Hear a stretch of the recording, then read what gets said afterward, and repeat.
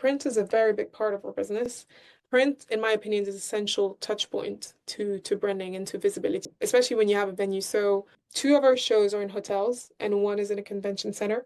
We find that our shows in hotels, there's a lot more areas that where we can use print, specifically with branding. So we'll do like window printing, toll boys, meter boards, wayfinders, signposts, and stuff like that. And I think that allows us to also give that extra brand visibility to sponsors and remind of those touch points on top of just them having a physical space potentially at an event.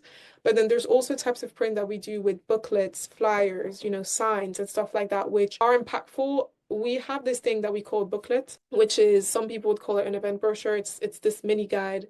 It's an A5 with information on the show and all of that.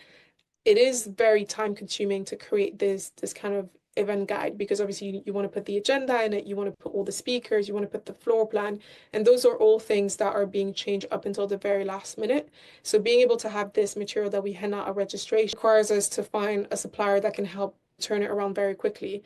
So at one point we thought about it. We thought, okay, should we maybe digitalize it and not have it and have it, just have it on the app like everyone does, have a networking. We do have a networking app, but just put it on there.